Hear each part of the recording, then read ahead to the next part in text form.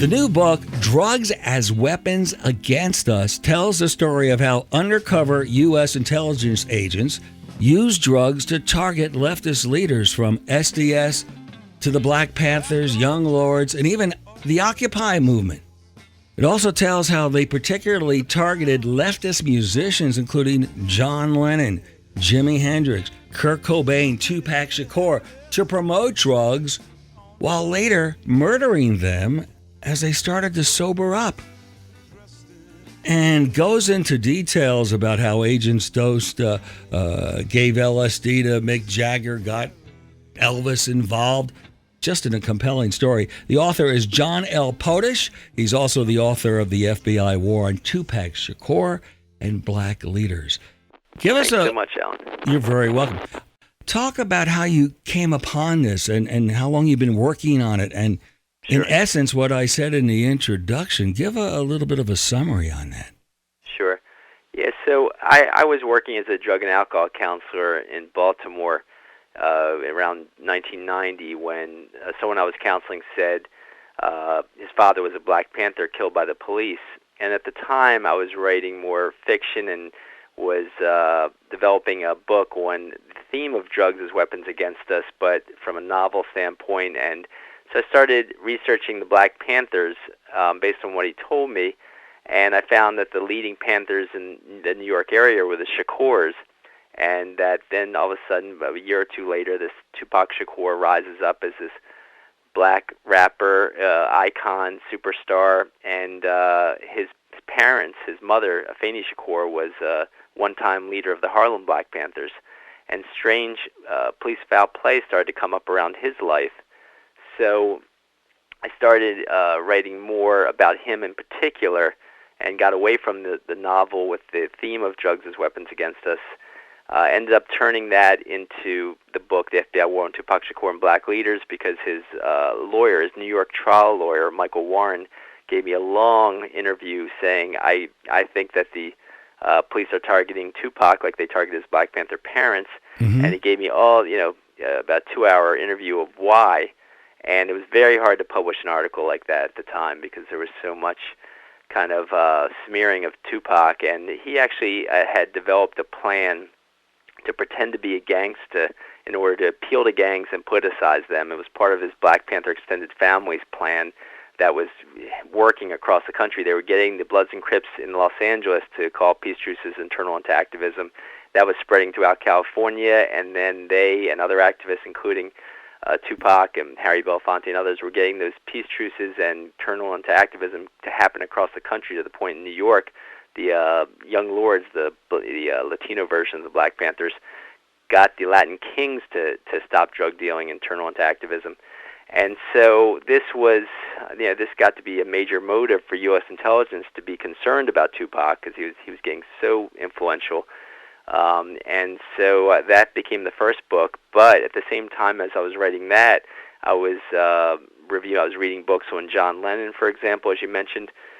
And I found that this British lawyer named Fenton Bressler, had wrote in this book, Who Killed John Lennon, and he was also a crime reporter for the London Daily newspaper. And after a 7-year investigation, he found that the CIA assassinated John Lennon when he sobered up and was getting back into activism and, coming out with his next 2 albums. And so, I just started exploring that more. Then I explored Jimi Hendrix's death, and within the last few years, a roadie that worked with Jimi Hendrix said that Jimi Hendrix's manager, who was former MI6, which is British CIA, admitted when he was drunk to having Hendrix killed. And so, and then of course, with Kurt Cobain, you might have heard about the recent film that came out, Soaked in Bleach, which shows all the evidence that he was actually murdered and didn't commit suicide. And I ended up researching Kurt Cobain also. So wow, so many interesting things. In fact, I know about that movie. They actually use audio from my shows I did with Tom Grant. I saw that. I heard that in the movie. Yeah. Yeah. So but I gotta tell you, it's just try. I think if you try to explain to people how the government might have been involved in drugs in their own way. For example, the CIA's use of drugs to target activists. I remember Frank Zappa telling me on one of my first interviews that the CIA was giving out the LSD to hippies in San Francisco, or I guess the Bay Area back in the 60s, at the same time busting them at night. And then 60 Minutes did something on this. Is this kind of what you're talking about? It is, exactly. Because the CIA had an operation called Mkultra that started in the 50s, and it was a huge operation. It started as Artichoke and then Bluebird, and then became Mkultra, and there was many sub-operations under Mkultra. And it ran at least until the early 1970s, when Richard Helms had all the documents he could possibly find shredded. But luckily, some of the documents, about 30,000 of them, were saved in the finance department, or he didn't realize were in the finance department. So some of those documents, those 30,000, still came out. And so that shows some of the evidence of it. And there was many more documents than just 30,000 documents, because it was very long running. But that operation was exploring drugs, the use of drugs as weapons. And it's known, it came out in New York Times and other places, that they had psychedelic hit lists. They were going to try to dose Castro and Che Guevara and Nasser of Egypt and people like that to undermine their credibility. But there's a number of studies. They used acid and many other drugs on Edgewood Arsenal soldiers and tested how it affected them, including tests 20 years later. And so tests 20 years later had a quarter of them saying, I still feel like I have long-lasting negative effects from LSD. Now, the CIA knew this from testing them on just more than the soldiers. They tested them on prisoners and many other people. Mm-hmm. But they could tell, that it had some negative effects. But it allowed them to manipulate people that used a lot of LSD. It hurt people that used LSDs, in other ways in terms of their competency. According to William S. Burroughs, says he thinks it hurts people's competency. But the key is that it undermined the best abilities of these activists, like the Students for Democratic Society and others that were fighting against the Vietnam War, were trying to stop the Vietnam War. And so by doing that, they could really make the anti-war protesters less effective. And so by targeting musicians now, A.E. Hotchner was Ernest Hemingway's longtime editor, and he came out with a book called Blown Away about the Rolling Stones. In that book, he says that in 1965, the assistant deputy director of the CIA, Robert Lashbrook, was in London getting LSD into as many musicians' hands as possible. He had agents trying to get musicians in London to use LSD. Okay, and so why was he doing that? And why did Hotchner also interview an agent that was part of that, and find that out? And as you said, Mick Jagger's first hit of LSD came from an undercover FBI agent that came out in London daily newspapers. The reason is, I argue, is because they were using them as role models, just like getting LeBron James to wear Nike, to get kids to wear Nikes. That would make acid more popular. Now, when Brian Jones, and they did that with Brian Jones, I argue, but when Brian Jones started sobering up, then they watched him more closely on what he was going to do next. Now, they also framed Mick Jagger right after giving him his first hit of acid, so they got him under their legal thumbs, and they did the same with Jones, and they refused Jones a passport and a visa to come out of Britain to tour when the 1968 Rolling Stones tour in America. So Jones was disconnected from the Stones at that point. Jones was the founder of the Rolling Stones, the best musician. He was good friends with Jimi Hendrix and John Lennon. He called Jimi Hendrix and John Lennon and asked them if they wanted to form a supergroup at that time, and they said yes, according to Hotchner. And Hotchner quotes a member of the Guinness family who was close friends with Brian Jones, who said that one day Jones sent me to town to pick up a friend to bring back to his house. He tries to come back to his house, and all of a sudden there's a party at his house. He didn't know why. There wasn't supposed to be a party. He couldn't get into the driveway. And he goes around the back, and he's looking at the swimming pool, and he sees a group of people drowning a man in the swimming pool, in Brian Jones' swimming pool. And it turns out that was Brian Jones, but somebody pops out of the bushes and says, you better get out of here and not say anything, or you'll be next. And he identifies the Guinness family members by name. And that guy was scared to death. But that was Brian Jones. He was drowned in his own swimming pool, despite them saying he accidentally drowned in his own swimming pool. Did the other members of the Stones know it was something tied to the CIA? I mean, did they know? Yeah, Keith Richards' quote was, he says, "We couldn't get to the bottom of it." He says, "Brian was an excellent swimmer. He's seen him, swimming in waves, breakers up to here, And so it's like the JFK situation. You can't get to the bottom of it. It's all muddled, and we can't get any information on it." And so they knew something was up. They didn't know exactly what. But then murder contracts came out for Mick Jagger, according to a Hells Angel who testified in court under the Witness Protection Program. He said there was murder contracts when the Hells Angels was trying to kill Jagger, and this was the Oakland Hells Angels, who an ATF agent had testified in court, saying that we gave murder contracts to the Oakland Hells Angels to kill Cesar Chavez and Eldridge Cleaver, the Minister of Information for the Black Panthers nationally. So this is some of the stuff that was going on, that when they tried to sober up, when they stopped promoting drugs, or when they got more into activism, because Jones and Jagger were the most voiced the most opposition to the Vietnam War. They had also attended some anti-war rallies, and that was a huge concern, of course, for U.S. intelligence and British intelligence. So, and Hendrix, in the last year of his life, had gotten very politically active against the Vietnam War. He had planned to call Bob Dylan to get him active with him, and according to Hendrix's fiancée, Monica Danneman, and his manager, Mike Jeffries, was, as I say, former MI6, but everyone knows that that's the British CIA. Everyone knows that CIA is a lifetime. You don't just leave and you're never part of it again. It's the same with MI6, they say. And so his manager, 48 hours within Hendrix firing his manager, he's found dead. But Hendrix had said that his manager tried to sabotage him every time he tried to do political benefits, and it wouldn't let him do political benefits. He finally did a benefit, and his manager, Jeffrey, dosed his drink with a super psychedelic, and he couldn't play right, and he ended it early. Jeffrey also had him kidnapped by some mafia, he believes, and then freed him with larger mafia after several days. Just incredible. And the U.S. intelligence had him, according to some documents, under 24-hour surveillance, Jimi Hendrix.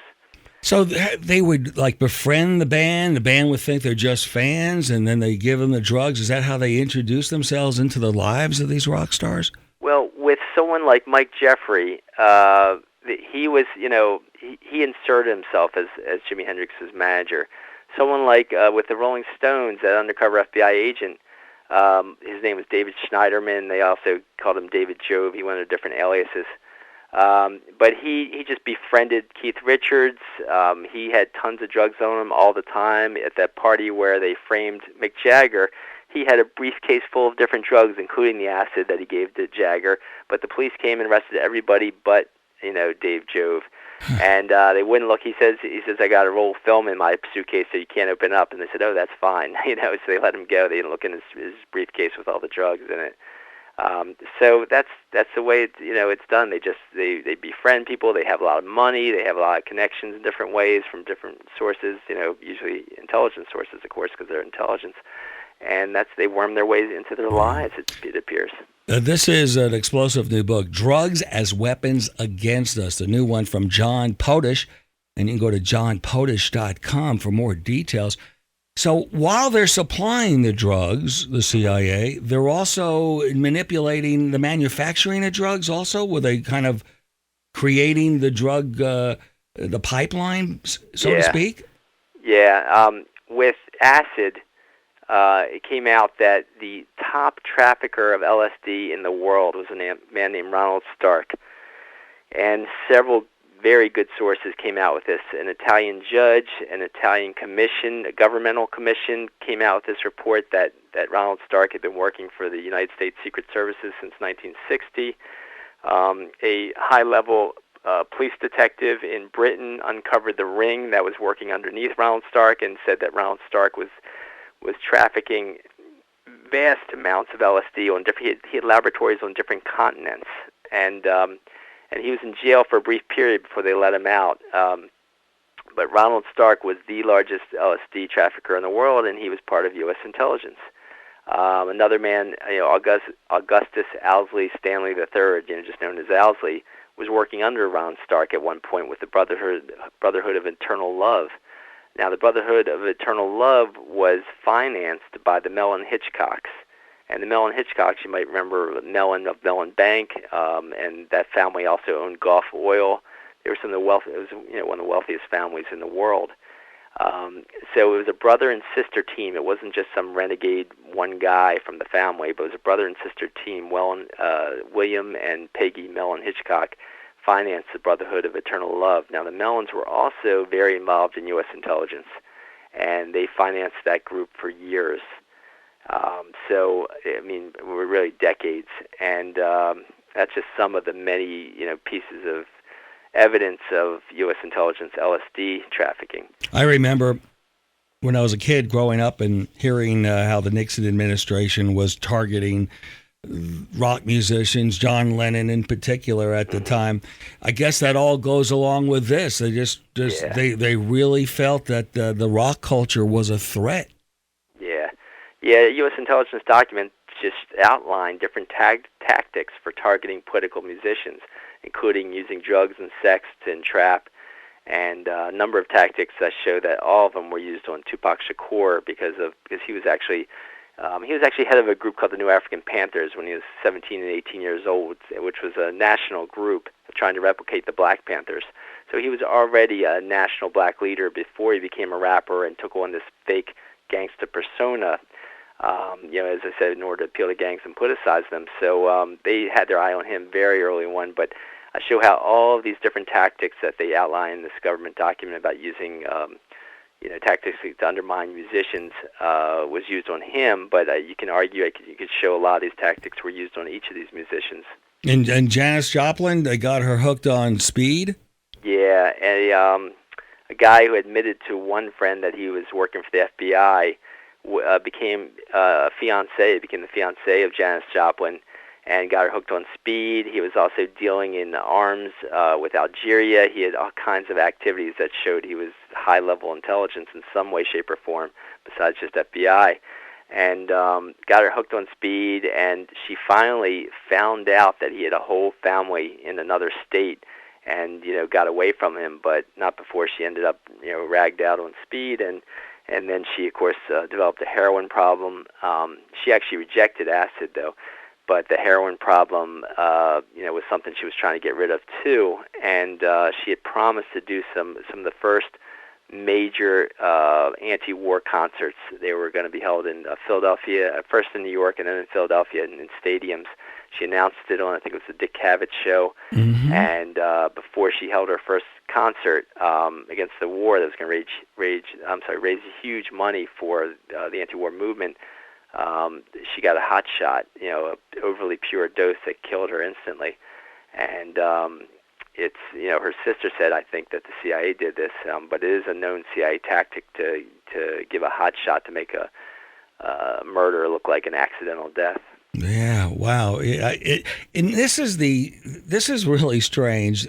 The connection to Nazis in the CIA and the cocaine drug lords and genocide. I want to later go back to Kurt Cobain and Sure. maybe John Lennon and some of the other stories, but let's talk about this part of history. Yeah, well, it's mostly contained in the first chapter about how that came to be, that collaboration, about the eugenics movement and all. But basically, the wealthiest families in the United States, the Carnegies, the J.P. Morgans, and the Rockefellers, started the eugenics movement, which passed laws in a majority of the states in the country that were incredibly bigoted against all ethnic populations, and called for sterilization and death at birth of inferior genes. It was this ludicrous pseudoscience, and thankfully went out of vogue before, with the World War II Nazis. But they also funded the rise of the Nazis, according to Edwin Black, a syndicated Los Angeles Times columnist who wrote award-winning books like IBM and the Holocaust. And his book that focused on eugenics was called War Against the Weak. It's been translated in dozens of different languages. It's incredible documentation of it all. But so after World War II, it's come out in the New York Times in the last few months that we saved thousands of Nazis. Okay, U.S. intelligence saved thousands of Nazis. Numbers differ between 5,000 and 10,000, however many. But under Operation Paperclip, we saved Nazi scientists and brought them in. And one of the biggest programs we brought them into was MKUltra, Why? Because they were already testing psychedelics on concentration camp survivors. I see, yeah. You know, concentration camp victims. They were testing all kinds of drugs, but particularly psychedelics on concentration camp victims. And so people like Professor Alfred McCoy names like a guy named Plotner, who was a Nazi scientist, and there's other Nazi scientist names I have, Strughold and people like that. But they were part of Operation Mkultra, and they guided it a lot. So they became assets in the U.S., but thousands of Nazis were also sent down to Latin America to, sadly enough, organize things down there. And I show the evidence. Professor Peter Dale Scott did great documentation on the trafficking of cocaine by U.S. intelligence, by the CIA and all, but particularly also with the aid of the Nazi assets down in Latin America, including the Nazi asset Klaus Butcher of Leon Barbie, who helped kill Che Guevara, and they helped with cocaine coups that were called in 1980. The Bolivian takeover of the government was called the cocaine coup, and that's some of what happened down there. Wow. The book Drugs as Weapons Against Us, investigative journalist and author John L. Potash is with us. Now, going back to Kurt Cobain, what was the problem? Kurt Cobain was going to have something on an album cover that upset them. Why would they target him? Yeah, well, he was considered the John Lennon of his generation. I mean, everyone's heard that before. Sure. But he had the politics of John Lennon. That's one of the issues that they had. They had a problem with him, was he was very leftist.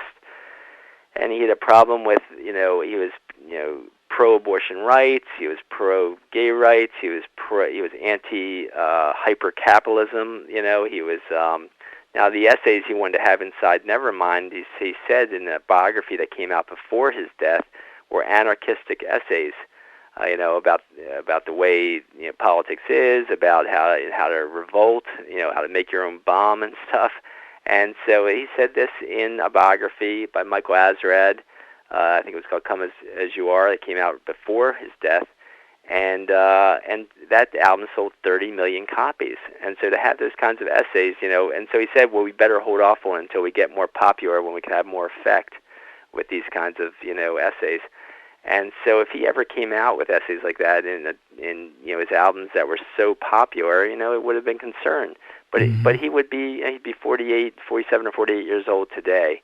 And he would still be having an effect over the hearts and minds of the populace, and because he was that kind of figure, he was that super popular figure, and that's a concern. The CIA wants to control our hearts and minds. Now, was Courtney Love involved in any of this that you can see? Oh, for sure. I mean, I think Tom Grant did a great investigation. I mean, you had him on your show, and I think he lays out a lot of evidence, and he stumbled upon this. I don't even think I'm pretty sure he said he didn't even know who Kurt Cobain was before he was hired by Courtney Love. That's right. Yeah, and did you want to say something else? No, you're absolutely right. Yeah. This was just to him a cut and dry murder, and he couldn't let it go. Right. Right. So Courtney Love hired him a few days before Kurt Cobain died, and so he goes and investigates, and he finds all kinds of foul play by Courtney Love in the death of her husband. And he finds he tapes most of his talks and telephone talks and even in-person talks, and he talked to Kurt Cobain and Courtney Love's lawyer, Rosemary Carroll, who said he was divorcing her at the time of his death, and they were hateful towards each other, and they had a prenuptial agreement when they first got married, so she was going to get virtually nothing. Now, and so he does a great job of showing all the evidence that Cobain was murdered and Courtney Love had something to do with it. Someone came on different talk shows passing polygraph tests, a guy named Eldon Hoke, who said that Courtney Love offered me $50,000 to blow her husband's head off and make it look like a suicide. He also said that for the movie Kurt and Courtney, that Nick Broomfield had, a movie on. Now, a few days after he did that, he was filmed saying that for Nick Broomfield, for Kurt and Courtney, he died mysteriously. And so I argue, and he passed 2 polygraph tests with the top polygrapher, Edward Gelb, and we passed beyond possibility of deception, this guy, Eldon Hoke. And so that Courtney Love had tried to get him to be part of this, murder. So I investigated Courtney Love, and I talked to her biological father, and I saw the memoir of her mother and biographies on her. And this is it's the part of the book that is people could be skeptical about, and I would understand. But it's unbelievable. Courtney Love's life was unbelievable. She was a teenage prostitute. By about 16 years old, she was prostituting herself to the Assistant Secretary of Defense, David Packard, according to her biological father, Hank Harrison. In another biography, she said she was prostituting herself to Army generals in Alaska. She was prostituting herself to Asian mafia, and she's going over to Taiwan, according to one biography by Melissa Rossi. It's incredible what she was doing. She was also, at the age of 16, she brought over 1,000 hits of acid to Dublin when she stopped off to see her father when he was doing research there, and then took it. Now, her father says she traveled. Some CIA agents met with her in Dublin at his house, and traveled with her to Manchester, where she gave it out like candy, acid, to musicians. And she ended up doing the same thing in Portland and the same thing in Los Angeles. She had all these drugs and incredible quantities of drugs. So she was carrying out the same kind of operations as Mkultra as a teenager. And why was it just coincidence that the CIA agents were traveling with her while she was doing some of this? So she was working with them knowingly. Well, it's hard to know what was going on in her mind because her mind was so messed up. Now, she had written a letter to to Hank Harrison, her father, saying that her counselors were giving her the Tuinals and Secanols, and they were also having sex with her as a little kid. And her mother even admitted that there was probably some child abuse in one of her child care facilities when she was still a toddler. Now, as a counselor, I work with people with dissociative identity disorder, right? Which is what's multiple personality disorder, what used to be called. And when you cause child abuse or sex abuse from the age of 7 under, you can split people's minds and really mess up their minds. When you also give them the Mkultra drugs, which are psychohypnotics like Tuinals and Secanols, you can control them, and you can hypnotize them easier, you can control them easier. And I just argue that's possible because other people have given federal testimony to this, that Mkultra had used them as prostitutes and to orchestrate murders by prostituting with these same kinds of drugs and the same kind of sex abuse and child abuse when they were about 5, 6, and 7 years old. And so I show the source of that video of the federal testimony and show her the evidence that she went through all this as a kid. Her mother actually abandoned her and left her. She ended up in a juvenile detention facility when she got her biological father, Hank Harrison, to come pick her out of there at about 13 or 14 years old, and that's when all this happened. So it can be argued that she was manipulated and just doesn't even realize fully everything she's doing, but this is what she is. She's just a junkie, sadly enough, prostitute who's being manipulated by U.S. intelligence. This is another thing. The police supervisor told officers not to investigate Cobain's death as a murder. Right. And then, was it that police detective or supervisor was later murdered? Yeah, what happened was, one of the officers that was investigating the death of Kurt Cobain told Wallace and Halperin, the authors of 2 good books on Cobain's death, Love and Death and Who Killed Kurt Cobain. They said that this officer said that our supervisor told us not to investigate as anything but a suicide. Everything else would just be for show. And so so one of these officers that was on that team that was supposed to be investigating the death, a guy named Detective Antonio Terry, bucked his supervisor and spent 100 hours investigating it as the source of the heroin and investigating it as a possible murder. And he ended up being the first police officer killed in about 7 to 8 years in the Seattle police force. And the person who killed him identified him, knew he was a cop, and he was in plain clothes, Detective Terry, so he knew he was a cop anyway. He knew his path home, and so it's very suspicious. Yeah, unbelievable. And why would they be interested in Occupy Wall Street? I guess I could see why they were interested. So they're still today doing these operations. It appears that way. I just lay out the evidence because someone who did a film about this, they called it MK Occupy. suggesting that it's still MKUltra tactics used on the Occupy movement. But Fenton Bressler's book came out in 1980. Of course, he came out in 1987 because Lennon died in 1980 and was murdered in 1980. And they said that they shredded all those documents and ended MKUltra in about 72 or 73.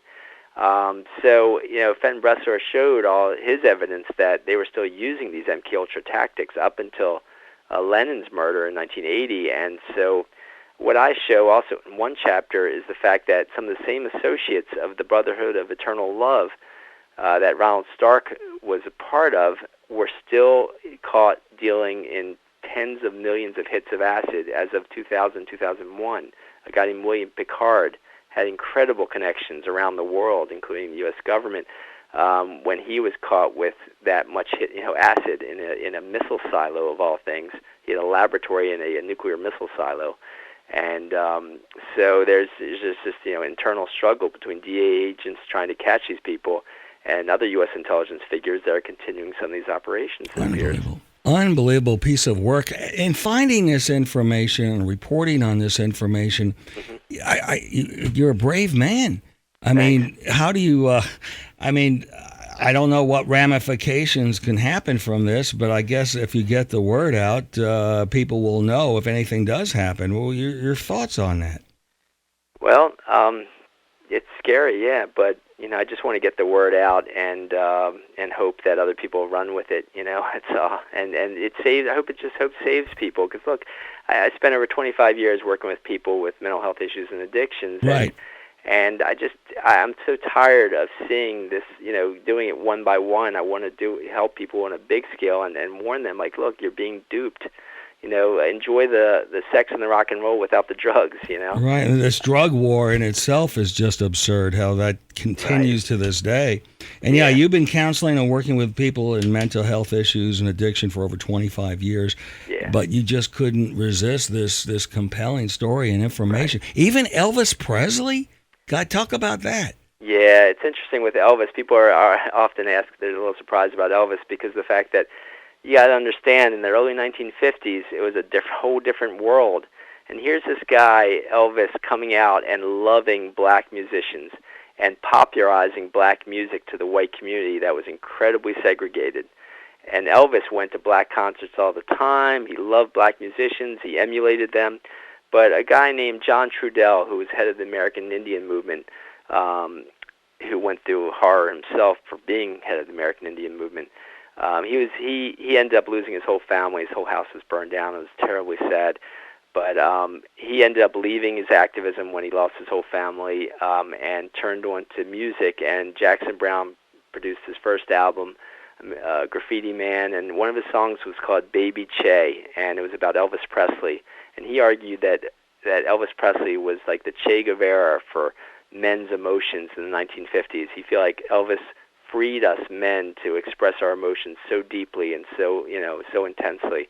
And that's what I think why U.S. intelligence started a file on him as early as the mid-1950s. And I show some of those FBI documents on him.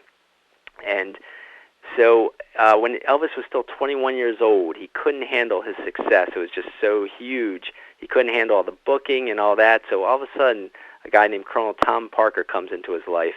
And he was one of the highest-ranking National Reserve members you could be. Mm-hmm. And the National Reserve has often been used for special operations for assassinations. But here comes this Colonel Tom Parker, who proceeds to give him uppers and downers regularly, gets him hooked on that stuff, and then convinces him, and they draft Elvis, obviously.